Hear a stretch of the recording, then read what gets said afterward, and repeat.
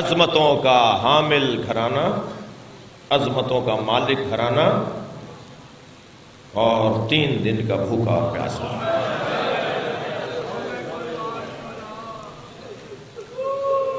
دو کھیت پرے جل بہتا تھا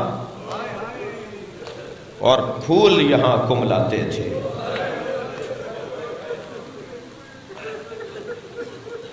اتنا پانی بہ رہا تھا مگر ایک گھونٹ سکینہ کو پلانے کے لیے نہ تھا۔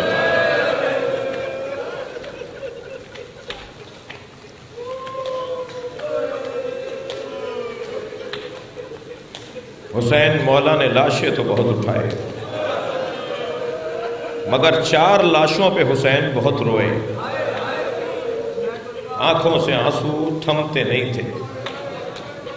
ایک لاشا قاسم کا لاشا، جب جناب قاسم نے آواز دی نا چچا میری مدد کیجیے گا، حسین گھوڑے پر بیٹھ کر تلوار نکال کر ایسے چلے کہ یہ سمجھا کہ حسین نے حملہ کر دیا ہے، اور آوازیں دینے لگے بچو علی کا لال حسین آ گیا۔ تو یہاں کے گھوڑے وہاں، وہاں کے گھوڑے یہاں، اور ایک آواز فضا میں گونجتی رہی چچا بچائیے، چچا مدد کیجیے۔ اور جب جناب قاسم کے لاشے پر پہنچے ہیں نا امام حسین، تو لاشا پامال ہو چکا تھا۔ رونے والوں، کربلا میں 2 بدن پامال ہوئے، گھوڑوں کی ٹاپوں سے 2 بدن پامال ہوئے، ایک حسین کا بدن، ایک قاسم کا بدن۔ فرق یہ ہے کہ ایک شہادت کے بعد پامال ہوا اور ایک زندگی میں پامال ہوا۔ آوازیں دیتے رہے، اور پھر جب بیٹھے نا اپنے بھتیجے کے لاشے پر تو فرمایا تیرے چچا پہ بڑا گراں ہے، تو مدد کے لیے پکارے اور تیرا چچا تیری مدد نہ کرے۔ لاشا لے کر آئے تو ساری بیویاں تو استقبال میں کھڑی تھی مگر اس بچے کی ماں نہیں تھی۔ تو تعجب سے جناب زینب کو دیکھ کر فرمایا بہن بھابھی ام فروہ کہاں ہے؟ تو ایک بی بی کی آواز آئی، جب قاسم کی شہادت کی خبر آئی تھی تو ام فروہ پشت خیمہ پہ چلی گئی تھی۔ اب جناب زینب نے جا کے کیا دیکھا؟ پیشانی سجدے میں ہے، اور جناب ام فروہ تسبیح پڑھ رہی ہیں، شکرن شکرا، یا اللہ تیرا شکر ہے تو نے میری قربانی کو قبول کر لیا۔ جناب زینب نے سجدہ مکمل دیکھا تو آواز دی بھابھی آپ کو حسین بلا رہے ہیں۔ آئیں، وہاں جا قاسم کا لاشا رکھا ہوا تھا۔ لاشے کو دیکھ کر آنکھوں میں آنسو نہیں لائیں، اس لیے کہ اگر ام فروہ روئیں گی تو حسین کیا کہیں گے کہ میں نے اپنے یتیم بھتیجے کا لاشا لایا، اور میری بیوہ بہاوج رو رہی تھی، حسین کو حوصلہ دینے کے لیے روئی نہیں، امام حسین کے سامنے نہیں روئیں، بلکہ امام حسین سے کہا اے بھائی حسین مجھے قاسم کا خون بھرا کرتا دے دو، اجرکم اللہ، جو رونے آئے آوازوں کو آزاد کریں گے۔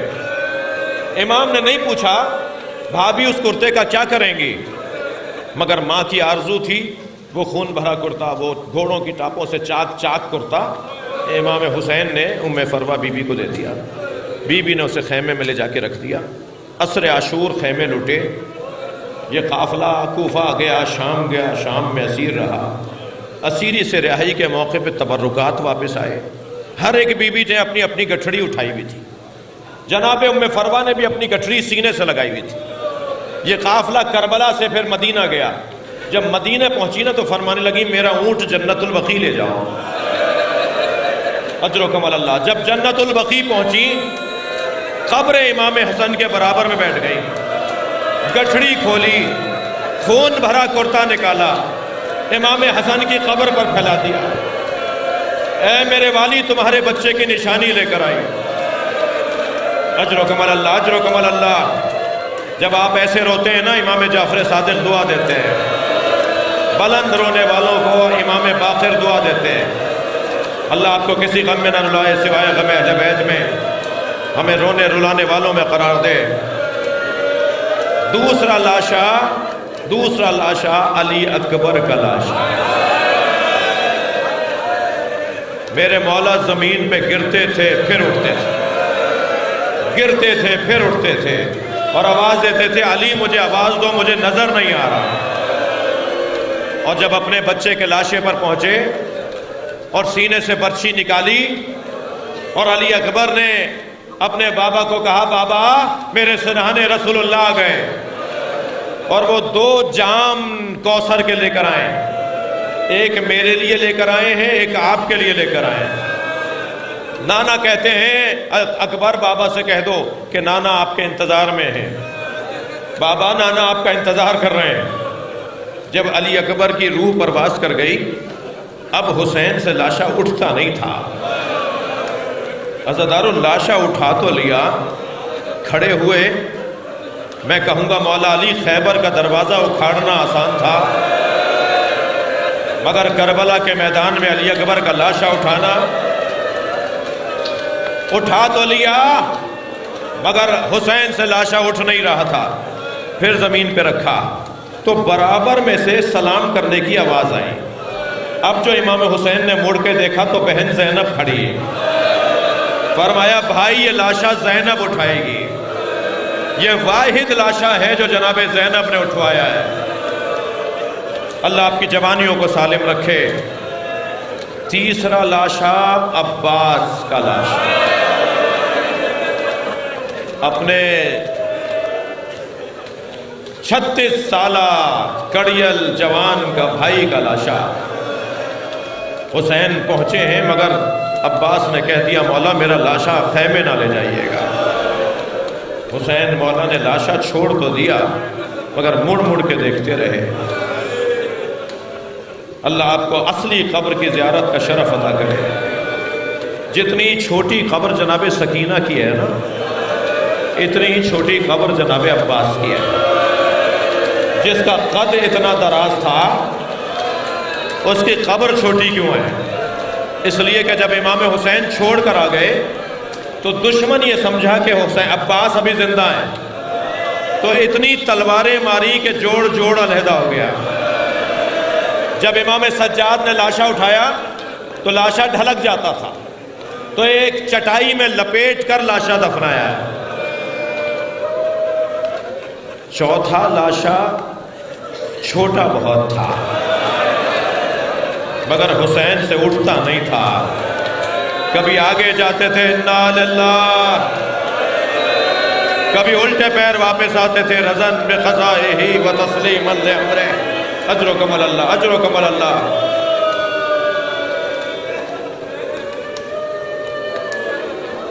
اجرکم اللہ۔ مجھے جلدی نہیں ہے، بھرپور گریہ ہو گیا، مجلس ہو گئی۔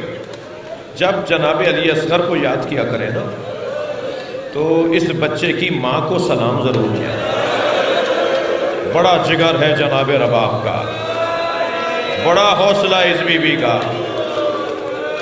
2 ہی تو کمائیاں تھیں، ایک سکینہ، ایک علی اصغر۔ ایک کو اجلا سا کرتا پہنایا، بال جھنڈولوں میں کنگھی کی، آنکھوں میں سرما لگایا، مجاہد بنا کے حسین کی گود میں دے دیا۔ کیوں لے جا رہے ہیں؟ پانی پلانے لے جا رہے ہیں۔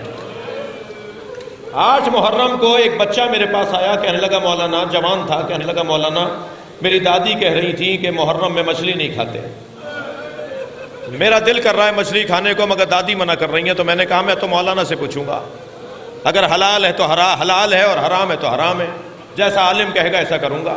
مولانا بتائیے میں محرم میں مچھلی کھا لوں؟ میری آنکھوں میں آنسو آ گئے۔ میں نے کہا میں اتنا بڑا عالم نہیں ہوں، مجھے اس مسئلے کا جواب نہیں آتا، تم دادی کی بات مان لو۔ کہنے لگا مولانا سمجھ میں نہیں آئی بات۔ میں نے کہا حسین نے علی اصغر کے تڑپنے کو مچھلی کے تڑپنے سے تعبیر کیا ہے۔ دیکھ نہیں رہے میرا بچہ مچھلی کی طرح منہ کھولتا۔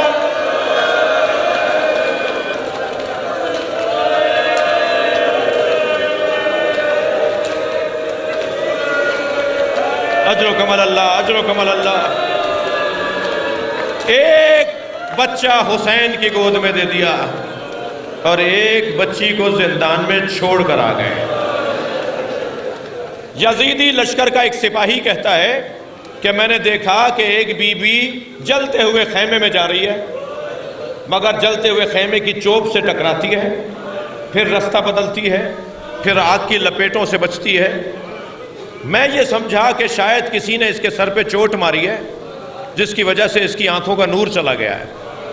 تو میں دوڑتا آیا اور میں نے کہا بی بی تمہیں نظر نہیں آ رہا آگے آگ چل رہی ہے، تم وہاں کہاں جا رہی ہو؟ تو وہ بی بی مڑی اور مجھے دیکھ کر کہا یا شیخ انا لنالین، ہمارا ایک بیمار اندر رہ گیا ہے جو اپنے پیروں سے چل کے نہیں آ سکتا۔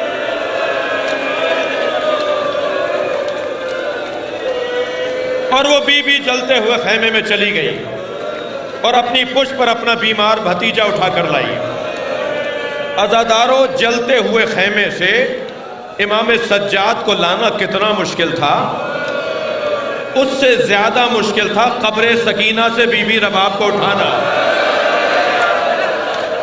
جناب رباب کو لے کر آتے تھے، بی بی پھر چلی جاتی۔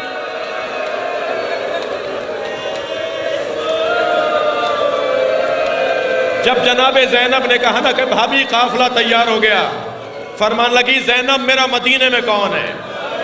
میرا والی کربلا میں رہ گیا، میری بچی اکیلی رہ گئی، کیسے اٹھایا ہے جناب رباب کو قبر سکینہ سے، اس کا بیان بہت مشکل ہے۔ لا کر بٹھایا محمل میں، قافلہ چلنے لگا۔ شام کے دیہات کی عورتوں نے نوحے بلند کیے، یا زینب الوداع، یا زینب الوداع۔ جناب زینب نے محمل کا پردہ ہٹایا اور فرمایا اے شام کی عورتوں، مجھ پر ایک احسان کرو گی؟ ساری عورتوں نے کہا بی بی حکم کریں۔ میری بی بی نے اشارہ کیا ہماری سکینہ کو اکیلا نہ چھوڑنا، اللہ آپ کو قبر سکینہ پہ لے جائے۔ جب آپ زیارت کرنے جائیں نا تو جالی سے قبر کو ضرور دیکھیے گا۔ آج بھی شام کے دیہات کی عورتیں کھلونے لا کے ڈالتی ہیں، کھلونے لا کے ڈالتی ہیں اور ایک نوحہ پڑھتی ہیں تمہاری پھوپھی سے وعدہ کیا تھا تمہاری قبر پہ آتے رہیں گے۔ اللہ لعنت اللہ علی قوم الظالمین فسيعلم الذين ظلموا أي منقلب ينقلبون